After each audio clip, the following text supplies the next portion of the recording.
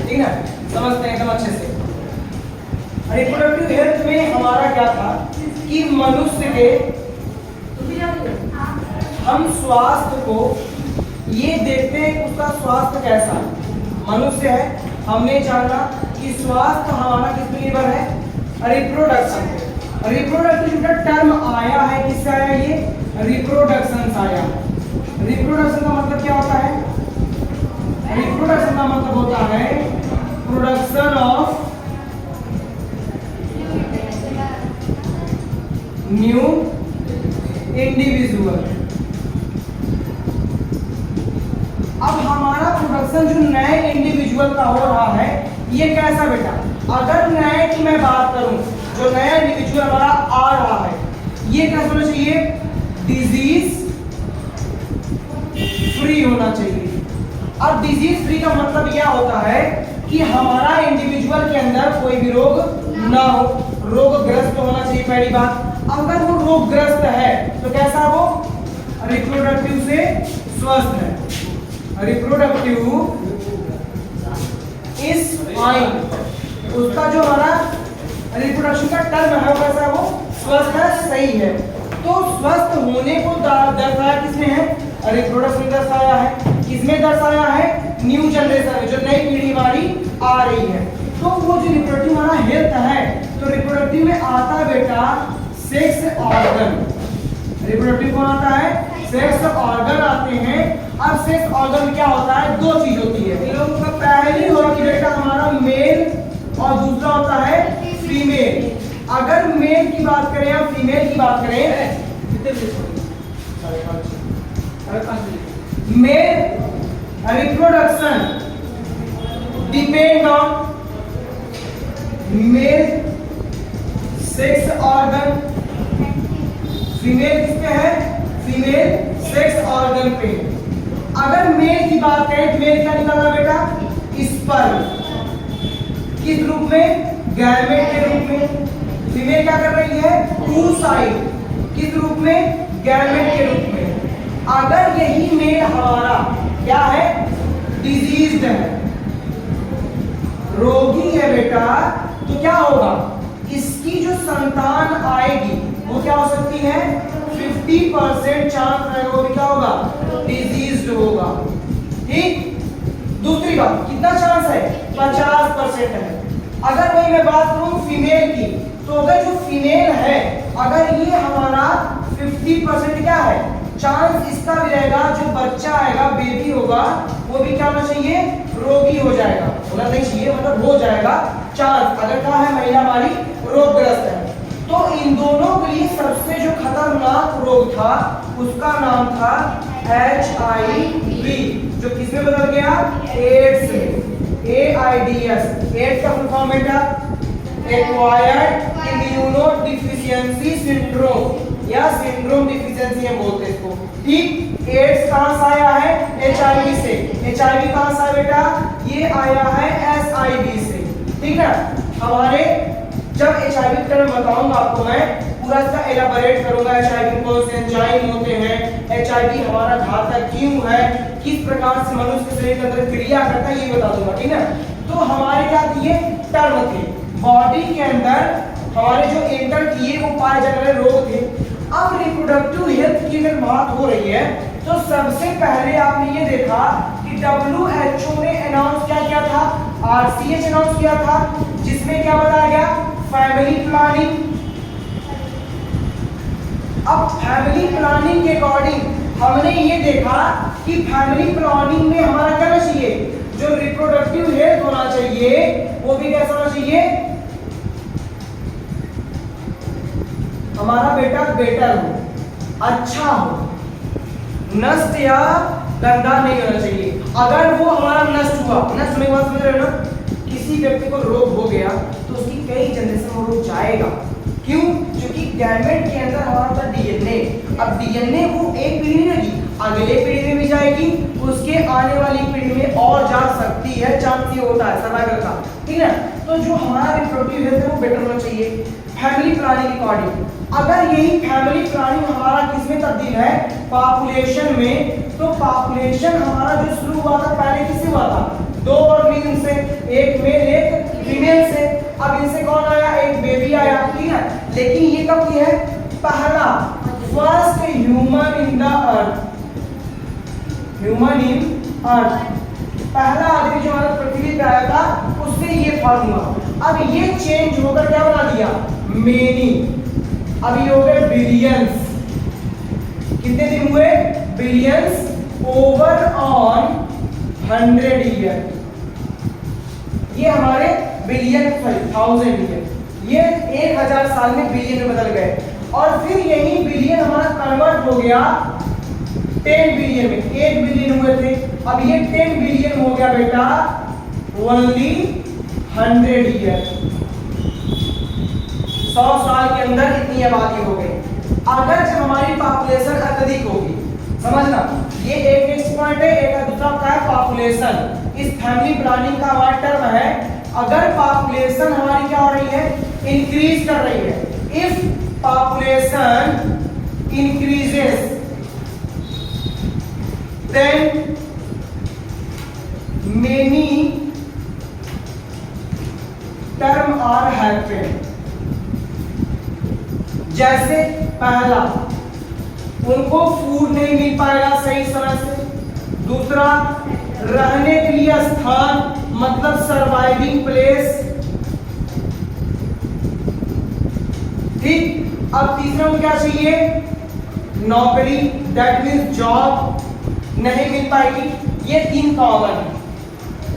स्थान नहीं मिला रहेंगे नहीं, कहीं को जगह नहीं है, भोजन नहीं मिला तब भी जीवित नहीं रहेंगे, नौकरी नहीं मिली, भोजन नहीं मिलेगा और रहने के लिए स्थान नहीं मिलेगा।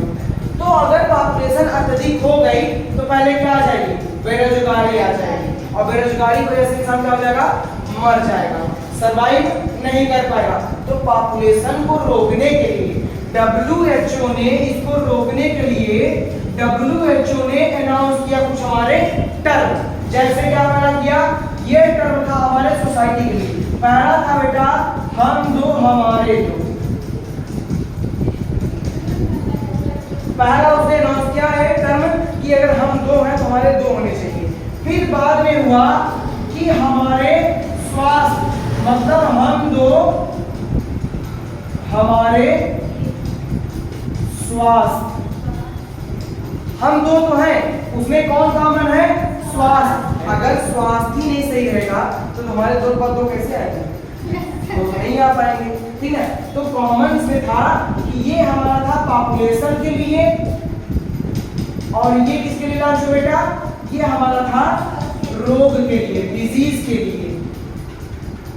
अगर स्वास्थ्य सही है तो रोगग्रस्त रहेंगे, अगर स्वस्थ नहीं है हम तो रोगी। हर इंसान को रोग होता है, अगर महिला को है तो पुरुष को भी होगा, पुरुष को है तो महिला को भी होगा। क्यों होगा, जनरेशन का इफेक्ट है बेटा, जनरेशन ऐसी ही चल रही है, ठीक है, उसका ही प्रभाव है। तो ये पॉपुलेशन को रोकने क्या थी, एक श्रृंखला चलती है, ठीक ना, कि अगर जनसंख्या अत्यधिक हुई इंसान भूखा रहेगा, भोजन नहीं मिलेगा, जनसंख्या और अत्यधिक हुई नौकरी नहीं मिलेगी, बेरोजगार रहेगा तो अपने जीवन को यापन नहीं कर पाएगा। आज के समय में एक गरीब लड़का, तुमने भी सुना होगा, जैसे यूडी कॉन्वेंट में एक बच्चा फांसी लगा लिया, गरीब लड़का था, 1 तारीख की बात है, कल कैंडल मार्च था, पैसा नहीं जलील कर दिए स्कूल वाले, फांसी मर गया, और उम्र क्या थी 14 साल, क्लास 9। ऐसे कैसे लोग दुनिया में, पिताजी नहीं कमा पाते थे, पिताजी उसकी बेरोजगार, चाचा कमाते, चाचा देते थे, लेकिन उसकी फीस इधर नहीं बाकी थी, लॉकडाउन की बाकी।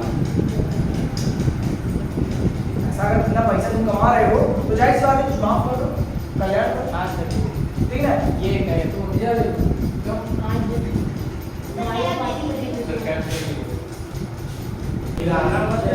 ठीक है। तो बेटा हमारे ने WHO ने अनाउंस किया चीज को, WHO की अनाउंस के बाद यहां से हमारा प्रोटोकॉल निकला, क्या निकला, प्रोटेक्ट अगेंस्ट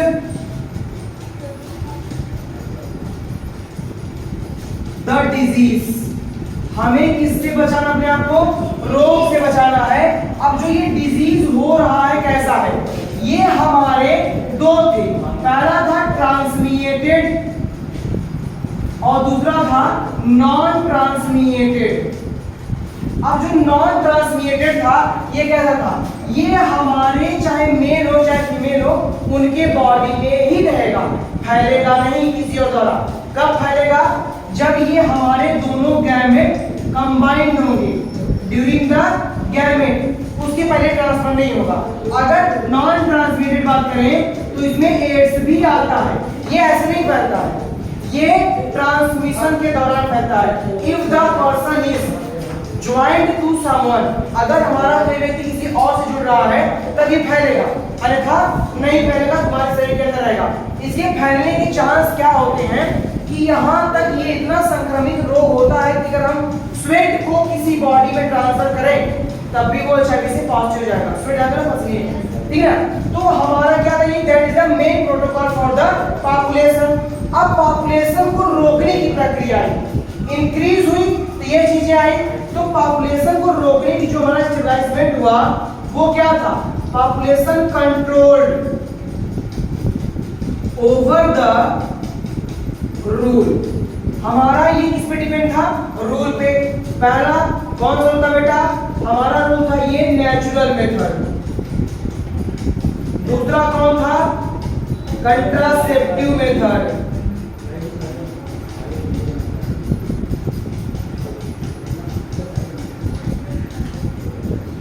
और तीसरा कौन था बेटा हमारा, पता है,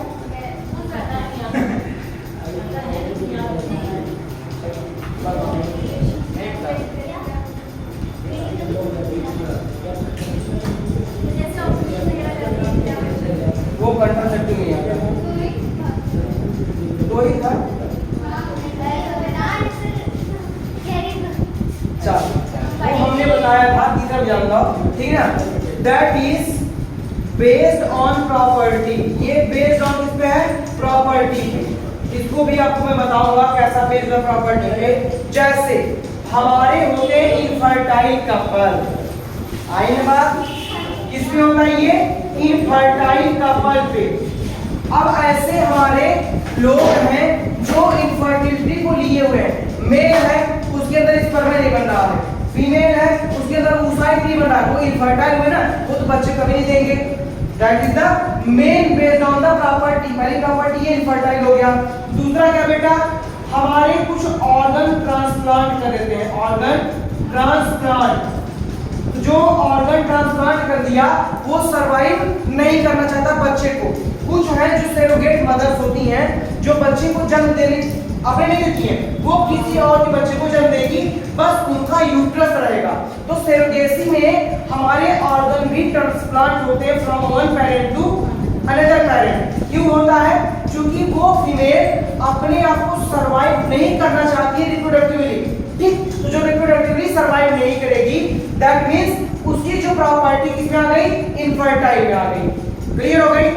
हमारा नेचुरल मेथड क्या होता है, देखो नेचुरल मेथड में हम बोलते हैं प्राकृतिक हमारा जो तरीका है वो क्या है, पहला आपका बेटा है हमारा जो बेस्ड होता है उसको बोलते हैं हम लैक्टेशन। जब कोई फीमेल हमारी प्रोड्यूस करती है बच्चे को, if a female produce young ones, then the period of the lactation, उस अवस्था क्या बोलते हैं हम, लैक्टेशन बोलते हैं। तो लैक्टेशन की अवस्था के दौरान फीमेल के बॉडी से एस्ट्रोजन नहीं निकलेगा, बंद हो जाता है। क्यों बंद होता है, क्योंकि लैक्टेशन के दौरान फीमेल की बॉडी से निकल रहा है ऑक्सीटोसिन, और कौन निकल रहा है, प्रोलैक्टिन। तो ये कहां से निकल रहे हैं, हाइपोथैलेमस से। हाइपोथैलेमस निकलने की वजह से उस वक्त में कोई निकल पाएगा LH FSH, क्योंकि गोनैड एक्सेस नहीं रहेगा। आई बात में, अगर ये आते भी हैं तो उस अवस्था में oocyte नहीं बनेगा। That means the phase of menstrual cycle is not happened. Proliferative, उसके बाद आपका कौन सा है, ओवुलेटरी, और लास्ट में ल्यूटियल। जो आप आता है ना फेज, सेक्रेटरी फेज को बोलते हैं, proliferative, ovulatory, secretary phase, 3 phase होते हैं। ये चरण पार नहीं करेंगे। क्लियर हो गई। अब इनके जो चरण पार नहीं होंगे उस अवस्था में female can not produce the oocyte for the fertilization. तो जब फर्टिलाइजेशन के लिए oocyte नहीं बनेगा तो वो बच्चे को जन्म नहीं दे पाएंगे। क्लियर बात हो गई। अब लैक्टेशन, ये जो नेचुरल मेथड है ये बेटा यूज होता है 6 मंथ के लिए, 6 माह तक बच्चे को दूध पिलाती माता। कहा जाता है कि अगर माँ दूध पिलाना बच्चे को छोड़ दे तो बच्चे के अंदर न्यूट्रिशंस नहीं आएंगे। जो बच्चे को पोषण मिलता है 6 माह तक किससे मिलता है, माता से मिलता है, क्योंकि 6 माह बाद बच्चा कुछ खाना शुरू करता है। तो ये जो 6 माह का टाइम पीरियड है ये फीमेल के लिए सबसे बेटर होता है, एक गैपिंग होता है बच्चे के जन्म का। दूसरा क्या होता है, कुछ फीमेल नेचुरल कंट्रासेप्टिव क्या करते हैं, हमारे यूज करते हैं पिल्स का, दवाइयों का, या वो हमारे कुछ दवाइयां होते हैं जो फीटस को ही डिस्ट्रॉय करते हैं। ठीक, जैसे आपकी कुछ दवा आता है मेसोप्रोस्टॉल, माइप्रेसिस्टोन, 70 से 90 दिन के बच्चे को ये मार सकता है।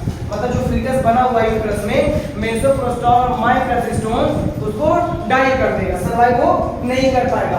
क्यों? क्योंकि इसके अंदर वो जो एंटी ड्रग है वो उसको बोलते हैं एंटी फीटस ड्रग, उसको फीटर बोला जाता है वास्तविकता में। तो एंटी फीटर ड्रग क्या करेगा, इन्फ्लामेशन कर देगा यूट्रस में और प्रोजेस्टेरॉन के लेवल को बहुत हाई कर देगा, और जब वो बहुत हाई हो जाएगा तो फीटर जो है वो ब्लास्ट हो जाएगा और टूट के सब कुछ बाहर निकल जाएगा। क्लियर होगी बात इतनी? हाँ, समझ में आया? कोई दिक्कत? इतना जरूर